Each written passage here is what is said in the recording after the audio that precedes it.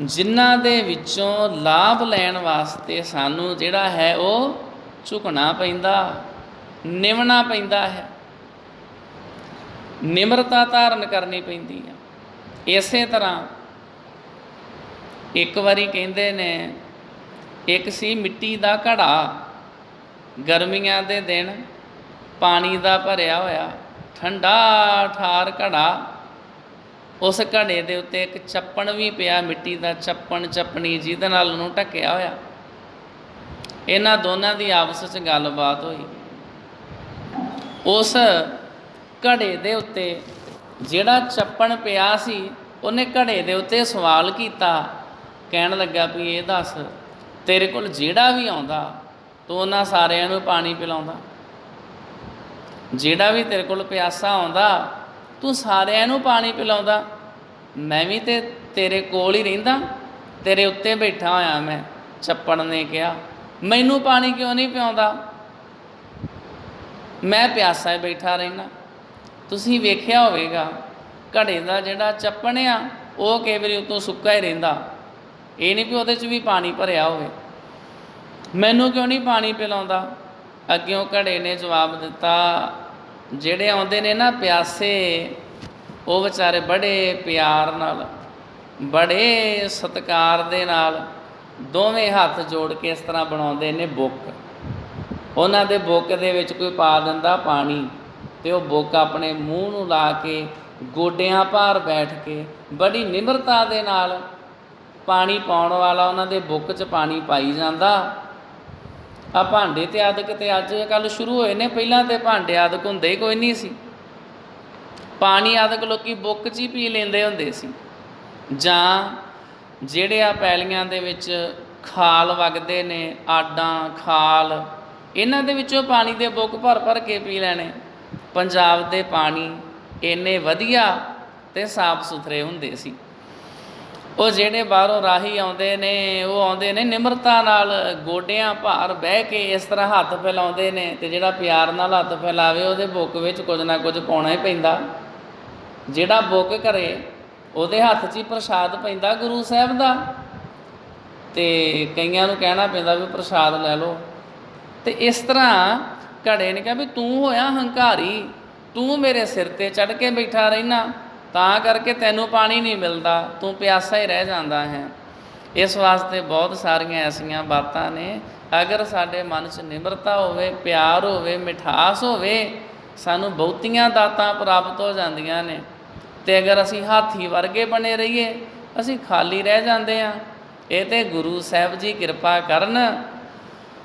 ਮੁਕਤ ਦੁਆਰਾ ਮੋਕਲਾ, ਮੋਕਲਾ ਦਰਦ ਦਾ ਖੁੱਲ੍ਹਾ ਡੁੱਲਾ ਵੱਡਾ ਗੁਰੂ ਸਾਹਿਬ ਮੁਕਤੀ ਦਾ ਦਰਵਾਜ਼ਾ ਕਰ ਦੇਣ, ਮਨ ਵਿੱਚ ਨਿਮਰਤਾ ਆ ਜਾਵੇ, ਫਿਰ ਤਾਂ ਪਰਵਾਹ ਹੀ ਕੋਈ ਨਹੀਂ। ਜਦੋਂ ਮਰਜ਼ੀ ਆਓ, ਜਦੋਂ ਮਰਜ਼ੀ ਜਾਓ, ਰੱਬ ਦੇ ਪਿਆਰੇ ਆਉਣ ਜਾਣ, ਜੰਮਣ ਮਰਨ ਇਤਿਆਦਿ ਤੋਂ ਰਹਿਤ ਹੋ ਜਾਂਦੇ।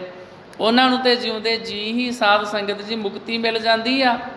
ਇਸ ਤਰ੍ਹਾਂ ਅੱਜ ਦੇ ਪਾਵਨ ਹੁਕਮਨਾਮਾ ਸਾਹਿਬ ਦੇ ਅੰਦਰ ਸਾਨੂੰ ਸਮਝਾਇਆ ਹੈ, ਕਬੀਰ ਮੁਕਤ ਦੁਆਰਾ ਅਤ ਨੀਕਾ, ਨਾਨਾ ਹੋਏ ਸੋ ਜਾਏ, ਮਨ ਤੋਂ ਮੈਗਲ ਹੋਏ ਰਹੋ। ਮੈਗਲ ਦਾ ਅਰਥ ਹੁੰਦਾ ਹਾਥੀ। ਕਿਉਂ ਕਰ ਨਿਕਸਿਓ ਜਾਏ, ਦੱਸੋ ਹਾਥੀ ਵਿੱਚੋਂ ਕਿਵੇਂ ਲੰਘ ਜਾਵੇ?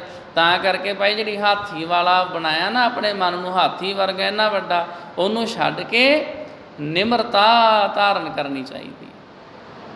ਲੜੀਵਾਰ ਜਿਹੜੀ ਆਪਾਂ ਕਥਾ ਵਿਚਾਰ ਕਰਦੇ ਹਾਂ, ਉਹ ਅੱਜ ਕੱਲ੍ਹ ਆਪਾਂ ਵਿਚਾਰ ਰਹੇ ਹਾਂ ਸ਼੍ਰੀ ਗੁਰੂ ਹਰਗੋਬਿੰਦ ਸਾਹਿਬ ਜੀ ਮਹਾਰਾਜ ਦੇ ਸਮੇਂ ਹੋਏ ਗੁਰਮੁਖ ਪਿਆਰੇ ਭਾਈ ਸੁਥਰੇ ਸ਼ਾਹ ਜੀ।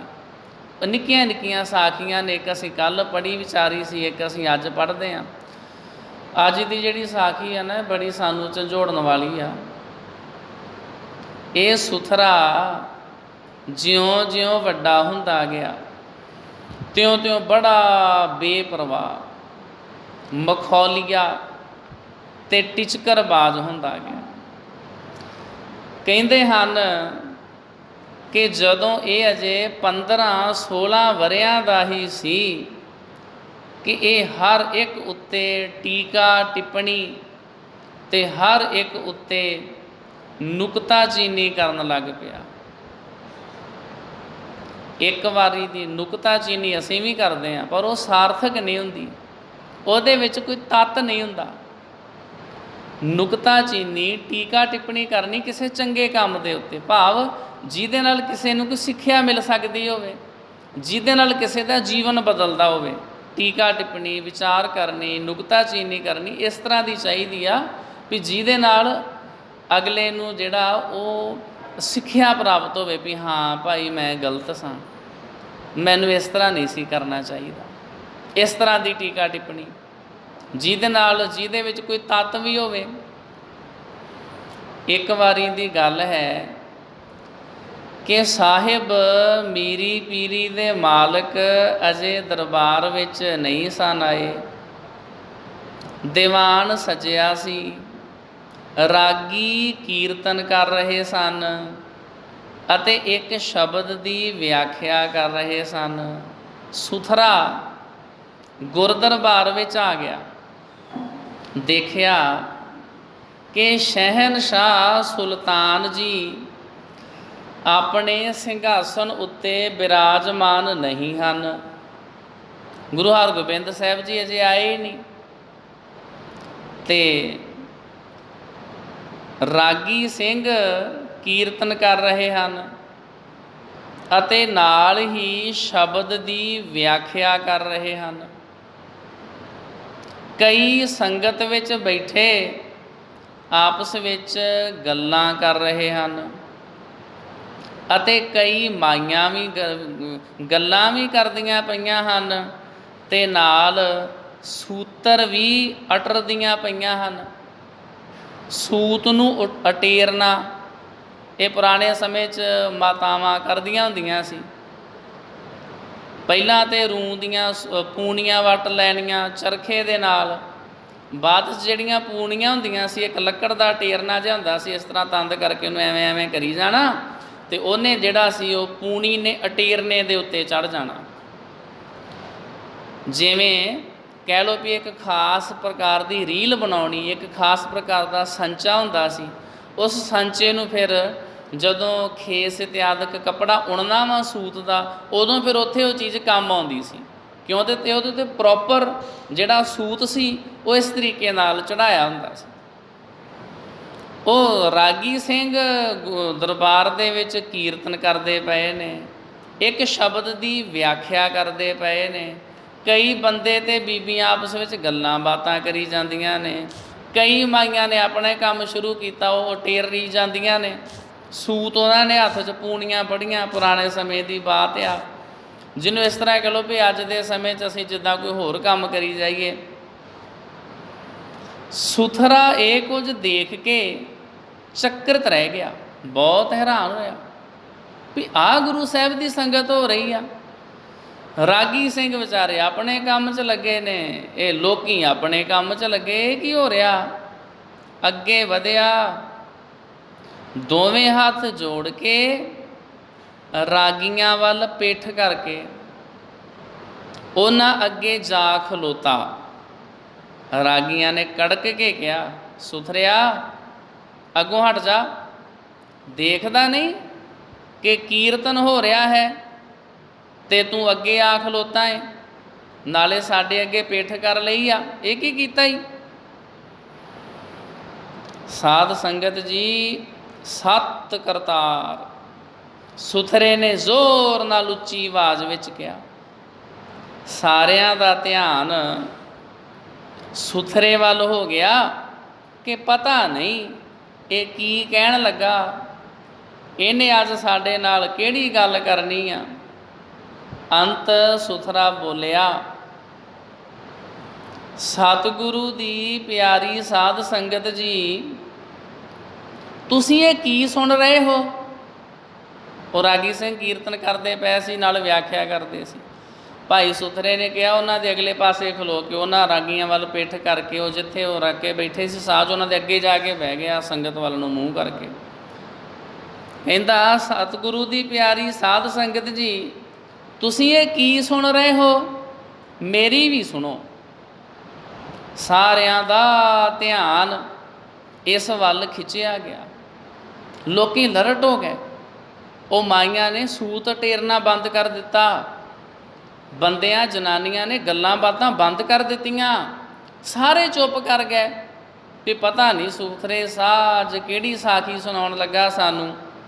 ਸੁਥਰੇ ਸ਼ਾਹ ਨੇ ਸਾਰਿਆਂ ਨੂੰ ਕਿਹਾ, ਮੇਰੀ ਸੁਣੋ ਗੁਰੂ ਦੀ ਪਿਆਰੀ ਸਾਧ ਸੰਗਤ ਜੀ ਗੱਲ, ਲੱਖ ਲਾਹਨਤ ਸੁਣਾਉਣ ਵਾਲਿਆਂ ਨੂੰ ਤੇ ਫਿੱਟੇ ਮੂੰਹ ਸੁਣਨ ਵਾਲਿਆਂ ਦਾ। ਇੰਨੇ ਸ਼ਬਦ ਕਹਿ ਕੇ ਸੁਥਰਾ ਖਿਸਕਦਾ ਹੋਇਆ ਹੌਲੀ ਜਿਹੀ ਉੱਠ ਕੇ ਜਿਉਂ ਚੱਲੇ ਭੱਜ ਗਿਆ ਸੰਗਤ 'ਚੋਂ। ਰਾਗੀਆਂ ਨੇ ਆਪਣੀ ਹੱਤਕ ਮਹਿਸੂਸ ਕੀਤੀ ਵੀ ਇਹ ਤਾਂ ਸਾਡੀ ਬੇਇੱਜ਼ਤੀ ਕਰ ਗਿਆ, ਨਾਲੇ ਸਾਨੂੰ ਗਾਲਾਂ ਕੱਢ ਗਿਆ ਕੀਰਤਨ ਕਰਨ ਵਾਲਿਆਂ ਨੂੰ, ਨਾਲੇ ਸੰਗਤ ਨੂੰ ਕਹਿ ਗਿਆ ਵੀ ਫਿੱਟੇ ਮੂੰਹ ਤੁਹਾਡਾ, ਨਾਲੇ ਸੰਗਤ ਨੂੰ ਮਾੜਾ ਬਚਨ ਬੋਲ ਗਿਆ। ਰਾਗੀਆਂ ਨੇ ਆਪਣੀ ਹੱਤਕ ਮਹਿਸੂਸ ਕੀਤੀ। ਸੰਗਤ ਵਿੱਚ ਵੀ ਇਹਨਾਂ ਸ਼ਬਦਾਂ ਦਾ ਚਰਚਾ ਛਿੜ ਪਿਆ। ਕੀਰਤਨ ਬੰਦ ਹੋ, ਲੋਕਾਂ ਵਿੱਚ ਕਈ ਤਰ੍ਹਾਂ ਦੀਆਂ ਵੰਨ ਸਵੰਨੀਆਂ ਗੱਲਾਂ ਹੋਣੀਆਂ ਸ਼ੁਰੂ ਹੋ ਗਈਆਂ। ਘੜੀ ਕੁ ਮਗਰੋਂ ਮੀਰੀ ਪੀਰੀ ਦੇ ਮਾਲਕ ਸਤਿਗੁਰੂ ਜੀ ਗੁਰਦਰਬਾਰ ਵਿੱਚ ਪਧਾਰੇ। ਦੇਖਿਆ ਕਿ ਕੀਰਤਨ ਬੰਦ ਸੀ ਅਤੇ ਰੌਲਾ ਪਿਆ ਹੋਇਆ ਸੀ। ਪੁੱਛਿਆ ਕੀ ਗੱਲ ਹੈ, ਅੱਜ ਕੀਰਤਨ ਕਿਉਂ ਨਹੀਂ ਹੋ ਰਿਹਾ? ਗੁਰੂ ਹਰਗੋਬਿੰਦ ਸਾਹਿਬ ਨੇ ਪੁੱਛਿਆ, ਇਹ ਰੌਲਾ ਕਿਸ ਗੱਲ ਦਾ ਮਚਿਆ ਹੋਇਆ ਹੈ? ਇੱਕ ਰਾਗੀ ਉੱਠਿਆ ਤੇ ਬੇਨਤੀ ਕਰਨ ਲੱਗਾ, ਸੱਚੇ ਪਾਤਸ਼ਾਹ, ਅੱਜ ਤੁਹਾਡਾ ਲਾਡਲਾ ਸੁਥਰਾ ਸੰਗਤ ਵਿੱਚ ਗਾਲਾਂ ਕੱਢ ਕੇ ਗਿਆ ਹੈ ਤੇ ਆਪ ਖਿਸਕ ਗਿਆ ਹੈ। ਸਤਿਗੁਰੂ ਜੀ ਹੈਰਾਨ ਸਨ ਕਿ ਸੁਥਰੇ ਨੂੰ ਗਾਲਾਂ ਕੱਢਣ ਦੀ ਕੀ ਲੋੜ ਸੀ। ਫਿਰ ਸੰਗਤ ਵਿੱਚ ਆ ਕੇ ਸਾਰਿਆਂ ਦੇ ਸਾਹਮਣੇ ਇਸ ਤਰ੍ਹਾਂ ਗਾਲਾਂ ਕੱਢਣੀਆਂ, ਇਹ ਠੀਕ ਪ੍ਰਤੀਤ ਨਹੀਂ ਹੁੰਦਾ, ਇਸ ਤਰ੍ਹਾਂ ਨਹੀਂ ਸੀ ਹੋਣਾ ਚਾਹੀਦਾ। ਹਜ਼ੂਰ ਨੇ ਪੁੱਛਿਆ, ਕਿਉਂ ਬਈ ਗੁਰਮੁਖੋ, ਉਹ ਕੀ ਗਾਲਾਂ ਕੱਢ ਕੇ ਗਿਆ ਹੈ ਤੇ ਕਿਹੜੀ ਗੱਲੋਂ ਉਹਨੇ ਗਾਲਾਂ ਤੁਹਾਨੂੰ ਕੱਢੀਆਂ ਕਿਉਂ, ਅਤੇ ਕਿਸ ਨੂੰ ਗਾਲਾਂ ਕੱਢੀਆਂ? ਸੱਚੇ ਪਾਤਸ਼ਾਹ ਜੀਓ, ਆਪ ਘਟ ਘਟ ਦੇ ਜਾਣੀ ਜਾਣ ਹੋ। ਰਾਗੀ ਨੇ ਦੋਵੇਂ ਹੱਥ ਜੋੜ ਕੇ ਬੇਨਤੀ ਕੀਤੀ ਅਤੇ ਕਿਹਾ, ਸੱਚੇ ਪਾਤਸ਼ਾਹ ਜੀਓ, ਉਸਨੇ ਕਿਸੇ ਨੂੰ ਗਾਲ ਨਹੀਂ ਕੱਢੀ, ਸਗੋਂ ਸੰਗਤ ਵਿੱਚ ਕਹਿ ਕੇ ਗਿਆ ਏ। ਉਹਨੇ ਸਾਰਿਆਂ ਨੂੰ ਕਿਹਾ, ਕਹਿਣ ਲੱਗਾ, ਲੱਖ ਲਾਹਨਤ ਸੁਣਾਉਣ ਵਾਲਿਆਂ ਦਾ ਤੇ ਫਿੱਟੇ ਮੂੰਹ ਸੁਣਨ ਵਾਲਿਆਂ ਦਾ। ਸਤਿਗੁਰੂ ਜੀ ਹੈਰਾਨ ਸਨ ਕਿ ਇਹ ਗੱਲ ਕਿਉਂ ਹੋਈ। ਕੀ ਕਿਸੇ ਨੇ ਉਸ ਨੂੰ ਕੁਛ ਕਿਹਾ ਸੀ? ਆਪ ਨੇ ਹੁਕਮ ਕੀਤਾ ਕਿ ਜਾਓ, ਜਿੱਥੇ ਵੀ ਸੁਥਰਾ ਮਿਲੇ ਉਹਨੂੰ ਫੜ ਲਿਆਓ। ਸੁਥਰਾ ਉੱਥੇ ਨਹੀਂ ਸੀ, ਉਹ ਸ਼ਹਿਰੋਂ ਬਾਹਰ ਖਿਸਕ ਗਿਆ ਸੀ। ਉਹ ਹਰਿਦੁਆਰ ਵੱਲ ਤੁਰ ਪਿਆ ਸੀ। 1-2 ਦਿਨ ਉਸ ਦੀ ਭਾਲ ਹੁੰਦੀ ਰਹੀ, ਪਰ ਉਹ ਕਿਤੇ ਨਾ ਮਿਲਿਆ। ਹੌਲੀ ਹੌਲੀ ਇਹ ਘਟਨਾ ਸਾਰਿਆਂ ਨੂੰ ਵਿਸਰ ਗਈ। ਗੱਲ ਆਈ ਗਈ ਹੋ ਗਈ ਵੀ ਪਤਾ ਨਹੀਂ ਹੁਣ ਕਿੱਥੇ ਚਲਿਆ ਗਿਆ, ਭੁੱਲ ਗਏ ਲੋਕੀ। 3 ਮਹੀਨਿਆਂ ਮਗਰੋਂ ਸੁਥਰਾ ਆ ਗੁਰਦਰਬਾਰ ਵਿੱਚ ਹਾਜ਼ਰ ਹੋਇਆ। ਦੋਵੇਂ ਹੱਥ ਜੋੜ ਕੇ ਸੰਗਤ ਵਿੱਚ ਖਲੋ ਗਿਆ ਤੇ ਕਹਿਣ ਲੱਗਾ, ਸਾਧ ਸੰਗਤ ਜੀ, ਸਤਿ ਕਰਤਾਰ। ਸਾਰੇ ਹੱਸ ਪਏ, ਪਰ ਰਾਗੀਆਂ ਨੂੰ ਇਸ ਗੱਲ ਦਾ ਬੜਾ ਗੁੱਸਾ ਸੀ। ਸਤਿਗੁਰਾਂ ਦੀ ਹਜ਼ੂਰੀ ਵਿੱਚ ਆ ਕੇ ਕਹਿਣ ਲੱਗਾ, ਸ਼ਹਿਨਸ਼ਾਹ ਜੀ, ਸੁਥਰਾ ਆ ਗਿਆ ਜੇ। ਹਾਂ ਸੱਚੇ ਪਾਤਸ਼ਾਹ, ਮੈਂ ਆਪ ਦੀ ਹਜ਼ੂਰੀ ਵਿੱਚ ਸਾਖਸ਼ਾਤ ਖੜਾ ਹਾਂ। ਸੁਥਰੇ ਨੇ ਕਿਹਾ। ਸਤਿਗੁਰਾਂ ਨੇ ਫਰਮਾਇਆ, ਭਾਈ ਸੁਥਰਿਆ, ਤੇਰੀ ਇਹ ਸ਼ਿਕਾਇਤ ਕਰਦੇ ਨੇ ਕਿ ਤੂੰ ਇਹਨਾਂ ਨੂੰ ਗਾਲਾਂ ਕੱਢੀਆਂ ਸਨ। ਨਹੀਂ ਸੱਚੇ ਪਾਤਸ਼ਾਹ, ਮੈਂ ਗਾਲਾਂ ਕਿਉਂ ਕੱਢਣੀਆਂ ਸਨ? ਮੇਰਾ ਇਹਨਾਂ ਨੇ ਕੀ ਵਿਗਾੜਿਆ ਏ ਜੋ ਮੈਂ ਗਾਲਾਂ ਕੱਢਣੀਆਂ ਸਨ? ਮੈਂ ਤੇ ਹਜ਼ੂਰ 3 ਮਹੀਨਿਆਂ ਮਗਰੋਂ ਆਪ ਜੀ ਦੀ ਹਜ਼ੂਰੀ ਵਿੱਚ ਹਾਜ਼ਰ ਹੋਇਆ ਹਾਂ। ਸੁਥਰੇ ਨੇ ਬੜੀ ਨਿਮਰਤਾ ਨਾਲ ਕਿਹਾ ਵੀ ਮੈਂ ਗੁਰੂ ਸਾਹਿਬ ਜੀ ਗਾਲਾਂ ਕਦੋਂ ਕੱਢ ਗਿਆ? 3 ਮਹੀਨਿਆਂ ਬਾਅਦ ਤੇ ਅੱਜ ਮੈਂ ਆਇਆ ਤੁਹਾਡੇ ਦਰਬਾਰ 'ਚ। ਹਾਂ ਹਾਂ ਹਜ਼ੂਰ 3 ਮਹੀਨੇ ਹੋਏ ਨੇ ਜਦੋਂ ਇਹ ਗਾਲਾਂ ਕੱਢ ਕੇ ਗਿਆ ਸੀ। ਰਾਗੀ ਨੇ ਹੱਥ ਜੋੜ ਕੇ ਬੇਨਤੀ ਕੀਤੀ। ਰਾਗੀ ਕਹਿਣ ਲੱਗਾ ਸਤਿਗੁਰੂ ਜੀ ਆਹ ਗੱਲ ਤੇ ਠੀਕ ਕਰਦਾ ਵਾ, ਇਹਨੇ ਗਾਲਾਂ 3 ਮਹੀਨੇ ਪਹਿਲਾਂ ਹੀ ਕੱਢੀਆਂ ਸੀ। ਮੇਰੇ ਸ਼ਹਿਨਸ਼ਾਹ ਜੀਓ, ਮੈਨੂੰ ਤੇ ਕੋਈ ਇਹੋ ਜਿਹੀ ਗੱਲ ਯਾਦ ਨਹੀਂ ਆ, ਮੈਨੂੰ ਨਹੀਂ ਚੇਤੇ। ਜਿਸ ਤੋਂ ਝਗੜਾ ਹੋ ਗਿਆ ਹੋਵੇ ਤੇ ਗਾਲਾਂ ਕੱਢੀਆਂ ਹੋਣ, ਮੈਨੂੰ ਨਹੀਂ ਕੋਈ ਚੇਤੇ। ਇਹਨਾਂ ਕੋਲੋਂ ਪੁੱਛਿਆ ਜਾਵੇ ਕਿ ਗੱਲ ਕੀ ਸੀ ਕਿ ਮੈਂ ਗਾਲਾਂ ਕੱਢਣ ਲੱਗ ਪਿਆ ਸਾਂ। ਸੁਥਰੇ ਨੇ ਅਰਜ਼ ਕੀਤੀ। ਉਹ ਰਾਗੀ ਬੋਲਿਆ, ਮਹਾਰਾਜ ਗੱਲ ਤੇ ਕੋਈ ਵੀ ਨਹੀਂ ਸੀ ਹੋਈ ਤੇ ਨਾ ਹੀ ਕੋਈ ਝਗੜਾ ਹੋਇਆ ਸੀ। ਅਸੀਂ ਕੀਰਤਨ ਕਰਦੇ ਪਏ ਸਾਂ ਤੇ ਨਾਲ ਹੀ ਸ਼ਬਦ ਦੀ ਵਿਆਖਿਆ ਕਰਦੇ ਪਏ ਸਾਂ ਤਾਂ ਇਹ ਸੰਗਤ ਵਿੱਚ ਆ ਕੇ ਸਾਨੂੰ ਤੇ ਸੁਣਨ ਵਾਲਿਆਂ ਨੂੰ ਫਿਟਕਾਰ ਪਾ ਕੇ ਚਲਿਆ ਗਿਆ। ਸੁਥਰੇ ਨੇ ਕਿਹਾ, ਬਖਸ਼ਣਹਾਰ ਪਾਤਸ਼ਾਹ ਜੀਓ, ਇਹਨਾਂ ਕੋਲੋਂ ਪੁੱਛਿਆ ਜਾਵੇ ਕਿ ਉਹ ਕਿਹੜਾ ਸ਼ਬਦ ਸੀ ਜਿਸ ਦੀ ਇਹ ਵਿਆਖਿਆ ਕਰਦੇ ਪਏ ਸਨ ਤੇ ਮੈਂ ਫਿਟਕਾਰਾਂ ਪਾਈਆਂ। ਸ਼ਾਇਦ ਮੈਨੂੰ ਚੇਤੇ ਆ ਜਾਵੇ, ਮੈਨੂੰ ਨਹੀਂ ਹੁਣ ਕੁਝ ਵੀ ਯਾਦ। ਤੁਸੀਂ ਮੈਨੂੰ ਦੱਸ ਦਿਓ, ਜਿਸ ਦਿਨ ਮੈਂ ਗਾਲਾਂ ਕੱਢੀਆਂ ਸੀ ਉਸ ਦਿਨ ਤੁਸੀਂ ਕਿਹੜੇ ਸ਼ਬਦ ਦੀ ਵਿਆਖਿਆ ਕਰਦੇ ਪਏ ਸੀ? ਮਹਾਰਾਜ 3 ਮਹੀਨੇ ਤੋਂ ਵੱਧ ਹੋ ਗਏ ਨੇ, ਇੰਨਾ ਚਿਰਾਂ ਦਾ ਯਾਦ ਰਹਿੰਦਾ ਏ ਕਿ ਕਿਹੜਾ ਸ਼ਬਦ ਸੀ ਜਿਸ ਦੀ ਵਿਆਖਿਆ ਕਰਦੇ ਪਏ ਸਾਂ ਤੇ ਇਸ ਨੇ ਫਿਟਕਾਰਾਂ ਪਾਈਆਂ। ਉਸ ਰਾਗੀ ਨੇ ਹੱਥ ਜੋੜ ਕੇ ਬੇਨਤੀ ਕੀਤੀ, ਮਹਾਰਾਜ ਅਸੀਂ ਸੰਗਤ ਵਿੱਚ ਨਾਮ ਬਾਣੀ ਦਾ ਲਾਭ ਪ੍ਰਾਪਤ ਕਰਨ ਆਉਂਦੇ ਹਾਂ। ਮਹਾਰਾਜ ਅਸੀਂ ਸੰਗਤ ਵਿੱਚ ਨਾਮ ਬਾਣੀ ਦਾ ਲਾਭ ਪ੍ਰਾਪਤ ਕਰਨ ਆਉਂਦੇ ਹਾਂ, ਪਰ ਇਹ ਰਾਗੀ ਸਾਹਿਬ ਕਹਿੰਦੇ ਪਏ ਹਨ ਕਿ ਇਹਨਾਂ ਨੂੰ ਉਹ ਸ਼ਬਦ ਯਾਦ ਹੀ ਨਹੀਂ ਜਿਸ ਦੀ ਇਹ ਵਿਆਖਿਆ ਕਰਦੇ ਪਏ ਸਨ। ਤੇ ਫਿਰ ਉਸ ਨਾਲੋਂ ਮੇਰੀਆਂ ਗਾਲਾਂ ਹੀ ਚੰਗੀਆਂ ਰਹੀਆਂ ਜਿਹੜੀਆਂ ਅਜੇ ਤੱਕ ਯਾਦ ਤੇ ਹਨ, ਉਹ ਸ਼ਬਦ ਤੇ ਇਹ ਭੁੱਲ ਗਏ ਹਨ। ਸੁਥਰੇ ਨੇ ਕਿਹਾ, ਫਿਰ ਤੇ ਮੇਰੀਆਂ ਗਾਲਾਂ ਵਿੱਚ ਜ਼ਿਆਦੀ ਤਾਕਤ ਹੋਈ ਨਾ ਵੀ ਇਹਨਾਂ ਨੂੰ ਮੇਰੀਆਂ ਗਾਲਾਂ ਚੇਤੇ ਨੇ, ਸ਼ਬਦ ਚੇਤੇ ਹੀ ਨਹੀਂ ਵੀ ਉਸ ਦਿਨ ਸ਼ਬਦ ਕਿਹੜਾ ਪੜ੍ਹਦੇ ਸੀ, ਉਸ ਦਿਨ ਵਿਆਖਿਆ ਕਿਹੜੀ ਹੋਈ ਸੀ, ਇਹਦਾ ਚੇਤਾ ਹੀ ਨਹੀਂ ਇਹਨਾਂ ਨੂੰ। ਸ਼ਹਿਨਸ਼ਾਹ ਮੀਰੀ ਪੀਰੀ ਦੇ ਮਾਲਕ ਸੁਥਰੇ ਦੀ ਇਹ ਦਲੀਲ ਸੁਣ ਕੇ ਹੱਸ ਪਏ ਤੇ ਕਹਿਣ ਲੱਗੇ, ਸੁਥਰਿਆ ਤੂੰ ਜੋ ਕਿਹਾ ਇਹ ਸਭ ਕੁਝ ਠੀਕ ਹੈ। ਗੁਰ ਸਿੱਖਾਂ ਨੂੰ ਗੁਰਬਾਣੀ ਵੱਲ ਧਿਆਨ ਕਰਨਾ ਚਾਹੀਦਾ, ਇੱਕ ਮਨ ਇੱਕ ਚਿੱਤ ਹੋਣਾ ਚਾਹੀਦਾ, ਪਰ ਅਗਿਆਨੀਆਂ ਦਾ ਮਨ ਬੁਰਾਈਆਂ ਵੱਲ ਵਧੇਰੇ ਭਟਕਦਾ ਏ। ਜਿਹੜੀ ਤੂੰ ਗੱਲ ਕਰਦਾ ਠੀਕ ਹੈ ਵੀ ਚੇਤਾ ਵੈਸੇ ਸਾਨੂੰ ਸ਼ਬਦ ਦਾ ਹੀ ਰਹਿਣਾ ਚਾਹੀਦਾ ਵੀ ਕਿਹੜਾ ਸ਼ਬਦ ਸਤਿਗੁਰੂ ਦਾ ਪੜ੍ਹਿਆ ਗਿਆ, ਕਿਹੜੀ ਵਿਆਖਿਆ ਹੋਈ ਆ, ਕੱਲ੍ਹ ਕਿਹੜੀ ਸਾਖੀ ਸੁਣਾਈ ਸੀ, ਅੱਜ ਕਿਹੜੀ ਸੁਣਾਈ, ਇਹਨਾਂ ਗੱਲਾਂ ਦਾ ਚੇਤਾ ਰਹਿਣਾ ਚਾਹੀਦਾ। ਜੇ ਭੁੱਲਣਾ ਹੀ ਆ, ਬੁਰੀਆਂ ਗੱਲਾਂ ਭੁੱਲਣੀਆਂ ਚਾਹੀਦੀਆਂ ਵੀ ਕਿਸ ਮੌਕੇ 'ਤੇ ਮੈਨੂੰ ਕਿੰਨੇ ਕੀ ਮਾੜਾ ਸ਼ਬਦ ਬੋਲਿਆ ਸੀ, ਉਹ ਗੱਲਾਂ ਨੇ ਭੁੱਲਣ ਵਾਲੀਆਂ।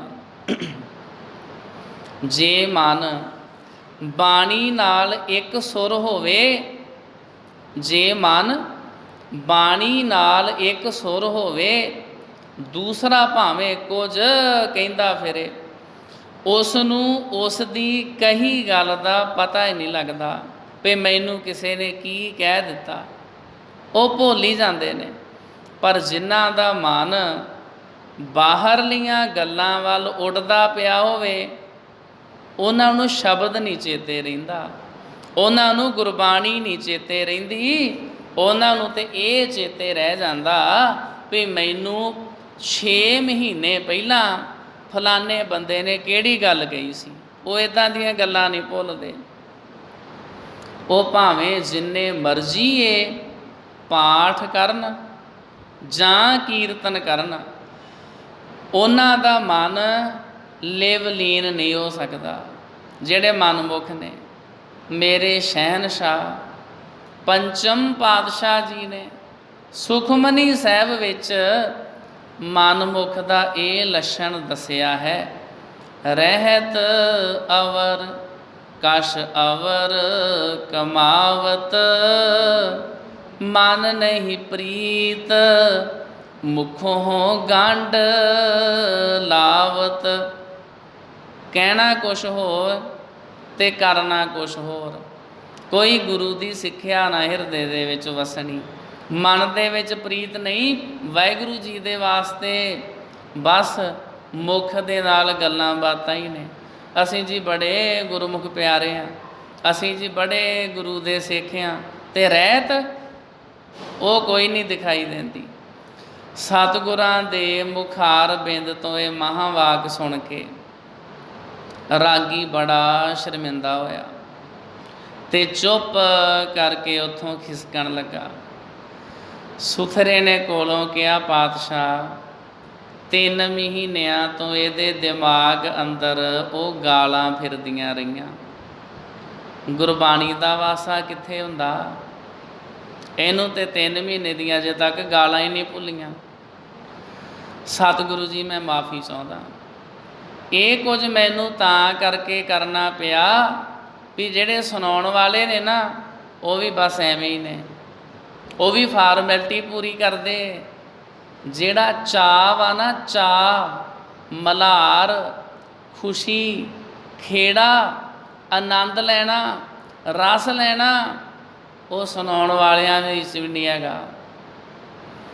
ਇਹ ਵੀ ਮਹਾਰਾਜ ਇਹੋ ਹੀ ਸੋਚਦੇ ਆ ਵੀ ਕਦੋਂ ਗੁਰੂ ਹਰਗੋਬਿੰਦ ਸਾਹਿਬ ਜੀ ਆਉਣ ਸਿੰਘਾਸਣ 'ਤੇ ਬੈਠਣ, ਤੇ ਕਦੋਂ ਫਤਿਹ ਬੁਲਾ ਕੇ ਘਰਾਂ 'ਚ ਜਾ ਕੇ ਸੋਈਏ, ਵੀ ਕਦੋਂ ਦੇ ਲੱਗੇ ਆ। ਚਾਹ ਇਹਨਾਂ ਦੇ ਮਨ 'ਚ ਵੀ ਨਹੀਂ ਰਹਿ ਗਿਆ। ਤੇ ਜਿਹੜੀ ਬੈਠੀ ਆ ਨਾ ਸੰਗਤ, ਇਹ ਵੀ ਬਸ ਪੱਥਰ ਹੀ ਆ, ਇਹ ਵੀ ਬਸ ਐਵੇਂ ਹੀ ਨੇ। ਅਸਰ ਇਹਨਾਂ ਦੇ ਉੱਤੇ ਕੋਈ ਨਹੀਂ ਹੁੰਦਾ, ਨਾ ਇਹਨਾਂ ਦਾ ਸੁਭਾਅ ਬਦਲਦਾ, ਨਾ ਇਹਨਾਂ ਦਾ ਰਹਿਣ ਸਹਿਣ ਦਾ ਢੰਗ ਤਰੀਕਾ ਬਦਲਦਾ ਹੈ। ਵੈਸੇ ਲਾਹਨਤੀ ਆ, ਆਪਣੇ ਆਪ ਨੂੰ ਅਸੀਂ ਲਾਹਨਤ ਪਾਉਂਦੇ ਹਾਂ। ਕਾਰਨ ਕੀ? ਸਾਡੇ ਉੱਤੇ ਜਿਹੜੇ ਸੁਣਾਉਣ ਵਾਲੇ ਅਸੀਂ ਲੋਕ, ਵੀ ਤੁਹਾਨੂੰ ਇੰਨੇ ਸਾਲਾਂ ਦੇ ਇੱਥੇ ਸੁਣਾ ਕੇ ਕਈ ਪ੍ਰਚਾਰਕ, ਕਈ ਕਥਾਵਾਚਕ ਚਲੇ ਗਏ, ਹੋਰ ਆਉਣਗੇ, ਉਹ ਵੀ ਚਲੇ ਜਾਣਗੇ। ਪਰ ਅਗਰ ਤੁਸੀਂ ਅਜੇ ਤੱਕ ਜਿਹੜੇ ਕੰਮਾਂ ਤੋਂ ਗੁਰੂ ਸਾਹਿਬ ਨੇ ਮਨਾ ਕੀਤਾ, ਉਹਨਾਂ ਤੋਂ ਅਸੀਂ ਰੁਕੇ ਹੀ ਨਹੀਂ, ਉਹਦੇ ਵਾਸਤੇ ਲਾਹਨਤ ਸਭ ਤੋਂ ਪਹਿਲਾਂ ਸਾਡੇ ਵੀ ਆ। ਅਗਰ ਅਸੀਂ ਲੋਕ ਸੁਣਾਉਣ ਵਾਲੇ ਤੁਹਾਨੂੰ ਇਹ ਨਹੀਂ ਅਜੇ ਤੱਕ ਸਮਝਾ ਸਕੇ ਕਿ ਭਾਈ ਸ਼ਰਾਧਾਂ ਇਤਿਆਦਿਕ ਨਾਮ ਦੀ ਕੋਈ ਚੀਜ਼ ਨਹੀਂ ਹੁੰਦੀ, ਸਾਡਾ ਸ਼ਰਾਧਾਂ ਨਾਲ ਕੋਈ ਸੰਬੰਧ ਨਹੀਂ ਜੀ। ਜਿਹੜੇ ਮਰੇ ਹੋਏ ਵੱਡੇ ਵਡੇਰੇ ਜਿੰਨੇ ਮਰਜ਼ੀ ਖੀਰ ਕੜਾਹ ਇਤਿਆਦਿਕ ਤਿਆਰ ਕਰਕੇ ਖਵਾ ਦਿਓ, ਕੁਛ ਵੀ ਉੱਤੇ ਨਹੀਂ ਜੇ ਜਾਣਾ। ਤੇ ਜੇ ਤੁਸੀਂ ਅੱਜ ਵੀ ਲੰਗਰ ਭੋਜਨ ਤਿਆਰ ਕਰਦੇ ਹੋ, ਗੁਰਦੁਆਰੇ ਵੀ ਆਉਂਦੇ ਹੋ, ਪੰਡਤਾਂ ਨੂੰ ਜਾਂ ਸਾਨੂੰ ਉਸ ਖਾਸ ਦਿਨ ਖਵਾਉਂਦੇ ਹੋ, ਤੇ ਤੁਹਾਡੇ ਦਿਮਾਗ ਵਿੱਚ ਉਹ ਕੀੜਾ ਪਿਆ ਹੋਇਆ ਵਾ ਵੀ ਇਹ ਚੀਜ਼ਾਂ ਵੱਡੇ ਵਡੇਰਿਆਂ ਨੂੰ ਪਹੁੰਚਣੀਆਂ, ਉਹਦੇ ਵਾਸਤੇ ਸਾਡੇ ਵੀ ਲੱਖ ਲਾਹਨਤ ਆ। ਤੇ ਭਾਈ ਸੁਥਰੇ ਨੇ ਕਿਹਾ, ਗੁਰੂ ਪਿਆਰੀ ਸਾਧ ਸੰਗਤ ਜੀ, ਫਿਟਕਾਰ ਤੁਹਾਡੇ ਵੀ ਆ ਵੀ ਤੁਹਾਡੇ ਉੱਤੇ ਕਿਸੇ ਗੱਲ ਦਾ ਅਸਰ ਹੀ ਨਹੀਂ ਹੁੰਦਾ। ਸਤਿਗੁਰ ਸੱਚੇ ਪਾਤਸ਼ਾਹ ਜੀ, ਮੈਂ ਆਪਣੀ ਗਲਤੀ ਮੰਨਦਾ, ਮੈਨੂੰ ਗੁਰੂ ਸਾਹਿਬ ਜੀ ਇਹ ਗੱਲ ਕਹਿਣੀ ਪਈ, ਪਰ ਮੈਂ ਕਰਦਾ ਕੀ? ਮੈਂ ਜਦੋਂ ਵੇਖਦਾ ਨਾ ਸੰਗਤ ਦੀ ਹਾਲਤ, ਉਦੋਂ ਸੱਚੇ ਪਾਤਸ਼ਾਹ ਜੀ ਮੈਨੂੰ ਬਹੁਤ ਦੁੱਖ ਹੁੰਦਾ। ਇਹ ਸਤਿਗੁਰੂ ਜੀ ਤੁਹਾਡੇ ਅਖਾਉਣ ਵਾਲੇ ਸਿੱਖ ਕਿਹੜੇ ਪਾਸੇ ਪੈ ਗਏ ਨੇ? ਮਹਾਰਾਜ ਸਾਧ ਸੰਗਤ ਜੀ ਵੇਖੋ, ਜਿੱਥੇ ਜ਼ਿਆਦਾ ਬਿਮਾਰੀ ਫੈਲੀ ਹੋਵੇ, ਡਾਕਟਰਾਂ ਦੀ ਟੀਮ ਉੱਥੇ ਹੀ ਜਾਂਦੀ ਆ। भी जाओ फटाफट सारे पिंड नूं जाके कवर करो, उन्हां दा कोई चैकअप करो, कोई इलाज करो, ज़्यादा बीमारी फैली। जिहड़ा इलाका बिल्कुल सेफ होवे उधर कहंदे भी इधर दी कोई चिंता नहीं, ये सब ठीक ठाक ही आ। हुण गुरु साहिब जी तुहाडे खास करके पिंड च आए, इत्थे किन्ने दिन भी रहे, लागे लागे भी महाराज जी गए, कादे वास्ते? ये लोकी विगड़े होए ने सुधर जाण। इन्हां विचारिਆਂ ਨੂੰ पता नहीं भी रब एक हुंदा वा, एक दे पुजारी बन जाण। ਉਹ महाराज भी हो के चल गए, तुसीं गुरुद्वारा साहिब भी बना लेना, होर भी लागे लागे पिंडां 'च बने ने, पर जिन्ना चिर गुरु जी का हुक्म ही ना मनीए उन्ना चिर कोई असर नहीं। मैनूं तो बड़ा दुख हुंदा। कल मैं इत्थों गया साइकिल ते ही, उत्थे सरकारी हस्पताल गया, तो राह दे विच मैं वेखिया पिंड बरनाले थाणी मैं गया, राह विच वड्डे वड्डे तकीए, फलानी तकीए वाली सरकार, आ फलाना मंदिर, आ फलाने जठेरियां दी यादगार, ये फलाना पीर। इन्ने ज़्यादा तो साडे इलाके च भी नहीं हैगे, वड्डे वड्डे। ये ठीक आ भी उस जगह के उत्ते रुख पेड़ पौधे बूटे वड्डे वड्डे रुख ने, वो चंगी गल आ भी अगर किसी बंदे नूं गर्मी लगदी होवे, किसी बंदे ने सुकून लैना होवे, कोई इहो जी ठंडी मिठी थां दे उत्ते जाके बह जावे, कोई किताब पढ़नी होवे, वो इस तरह वास्ते थावां चंगियां ने भी थावां सेफ ने, कुछ क थां दे उत्ते आले दुआले रुख लगे होए। पर जे तुसीं उत्थे कच्चियां लस्सियां पाउंदे फिरो, वीरवार तेल चढ़ाउंदे फिरो, वो विआह तो बाद उत्थे लड्डूआं दे डब्बे चढ़ाउंदे फिरो, फिर ਉਹਦੇ वास्ते भाई सुथरे दी साडे वास्ते जिहड़ी फिटकार आ वो बिल्कुल सही आ। ਉਹਦੇ वास्ते साडे भी लाहनत आ भी कोई बीबी गुरुद्वारा साहिब आई खीर दा डब्बा, मैनूं कहंदी भाई साहब अद्धी तुसीं कढ लो, अद्धी मैं पीर दे लैके जानी आ। ਉਹ ਭਲੀਏ ਜਾਂ ਸਾਰੀ ਇੱਥੇ ਦੇ ਜਾ ਜਾਂ ਸਾਰੀ ਪੀਰ ਦੇ ਚੜਾ ਦੇਵੀਂ। ਇਸ ਤਰ੍ਹਾਂ ਵੰਡੀਆਂ ਕਾਹਦੇ ਲਈ ਪਾਉਂਦੀਆਂ? ਗੁਰੂ ਸਾਹਿਬ ਨੇ ਸਾਨੂੰ ਇੱਕ ਦੇ ਨਾਲ ਜੋੜਿਆ, ਤਾਂ ਕਰਕੇ ਭਾਈ ਇੱਕ ਦੇ ਪੁਜਾਰੀ ਬਣੀਏ। ਸਤਿਗੁਰੂ ਜੀ ਜਿਹੜੀਆਂ ਸਾਨੂੰ ਸਿੱਖਿਆਵਾਂ ਦਿੰਦੇ ਨੇ ਉਹਨਾਂ ਸਿੱਖਿਆਵਾਂ ਦੇ ਉੱਤੇ ਚੱਲਿਆ ਕਰੀਏ। ਭਾਈ ਸੁਥਰੇ ਸ਼ਾਹ ਜੀ ਇਸ ਤਰ੍ਹਾਂ ਨਾਲੇ ਵਿਅੰਗ ਵੀ ਕਰ ਦਿੰਦੇ ਤੇ ਨਾਲੇ ਸੰਗਤਾਂ ਨੂੰ ਸਮਝਾ ਵੀ ਦਿੰਦੇ ਵੀ ਗੁਰੂ ਕੇ ਪਿਆਰਿਓ, ਭੁੱਲੇ ਭਟਕਿਓ, ਸਿੱਧੇ ਰਸਤੇ ਆਵੋ, ਇਹ ਭੈੜੇ ਭੈੜੇ ਪਾਸੇ ਪੈ ਕੇ ਤੁਹਾਨੂੰ ਕੁਝ ਵੀ ਲਾਭ ਪ੍ਰਾਪਤ ਨਹੀਂ ਜੇ ਹੋਣਾ।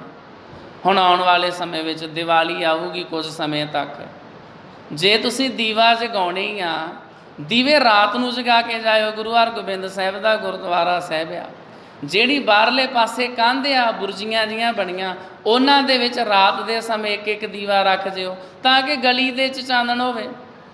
ਤੇ ਜੇ ਤੁਸੀਂ ਦੀਵੇ ਸ਼ਾਮ ਨੂੰ 4 ਵਜੇ ਜਗਾ ਜਾਣੇ, ਉਦੋਂ ਤੇ ਸੂਰਜ ਚੜ੍ਹਿਆ ਹੁੰਦਾ, ਉਦੋਂ ਤੇ ਫਾਇਦਾ ਕੋਈ ਨਹੀਂ। ਦੀਵੇ ਜਗਾਓ ਰਾਤ ਨੂੰ। ਉਹ ਨਾਲੇ ਜੇ ਗੁਰਦੁਆਰਾ ਸਾਹਿਬ ਦੀਵੇ ਜਗਾਉਣੇ ਆ ਤੇ ਮੜੀਆਂ ਵਿੱਚ ਕਾਹਦੇ ਲਈ ਜਗਾਉਣ ਵਾਸਤੇ ਜਾਂਦੇ ਹੋ? ਕਿ ਉੱਥੇ ਤੁਹਾਡੇ ਵੱਡੇ ਵਡੇਰੇ ਬੈਠੇ ਆ ਵੀ ਜਿਹੜੇ ਗੁੱਸੇ ਹੋਣਗੇ ਵੀ ਸਾਡੇ ਵਾਸਤੇ ਦੀਵਾ ਕਿਉਂ ਨਹੀਂ ਲਿਆਏ? ਕਬਰਾਂ 'ਤੇ ਦੀਵੇ ਜਗਾਉਣੇ, ਮੜੀਆਂ 'ਤੇ ਹੋਰ ਕਬਰਾਂ, ਮੜੀਆਂ, ਮਸਾਣਾ ਇਤਿਆਦਿਕ, ਪੀਰਾਂ ਇਤਿਆਦਿਕ ਦੇ ਚੱਕਰ ਵਿੱਚ ਪੈਣਾ। ਤਾਂ ਕਰਕੇ ਭਾਈ ਇੱਕ ਦੇ ਹੋ ਜਾਓ। ਜੇ ਅਸੀਂ ਇੱਕ ਦੇ ਚਰਨਾਂ ਨਾਲ ਜੁੜਾਂਗੇ ਤਾਂ ਹੀ ਸਾਡਾ ਪਾਰ ਉਤਾਰਾ ਹੋਵੇਗਾ, ਨਹੀਂ ਤਾਂ ਡਿਊਟੀਆਂ ਫਾਰਮੈਲਿਟੀਆਂ ਤੇ ਅਸੀਂ ਕਰੀ ਜਾਣੀਆਂ। ਸਾਡੀ ਲੋਕਾਂ ਦੀ ਡਿਊਟੀ ਹੁੰਦੀ ਬੋਲੀ ਜਾਣਾ, ਕਥਾ ਵਿਚਾਰ ਕਰੀ ਜਾਣੀ, ਆਪਾਂ ਉਹ ਕੰਮ ਕਰੀ ਜਾਣਾ। ਸਤਿਗੁਰੂ ਸੱਚੇ ਪਾਤਸ਼ਾਹ ਸਾਡੇ ਸਾਰਿਆਂ ਦੇ ਉੱਤੇ ਬਖਸ਼ਿਸ਼ਾਂ ਕਰਨ, ਰਹਿਮਤਾਂ ਕਰਨ। ਭਾਈ ਸੁਥਰੇ ਸ਼ਾਹ ਦੀ ਸ਼੍ਰੀ ਗੁਰੂ ਹਰਗੋਬਿੰਦ ਸਾਹਿਬ ਜੀ ਮਹਾਰਾਜ ਦੇ ਸਮੇਂ ਤੀਸਰੀ ਸਾਖੀ ਮੈਂ ਤੁਹਾਨੂੰ ਕੱਲ੍ਹ ਨੂੰ ਸੁਣਾਵਾਂਗਾ। ਸਤਿਨਾਮ ਵਾਹਿਗੁਰੂ, ਸਤਿਨਾਮ ਵਾਹਿਗੁਰੂ।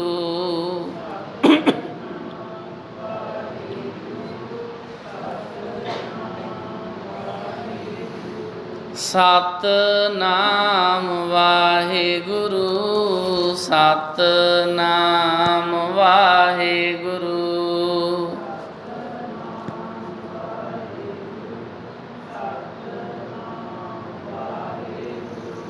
ਸਤਿਨਾਮ ਵਾਹਿਗੁਰੂ, ਸਤਿਨਾਮ ਵਾਹਿਗੁਰੂ।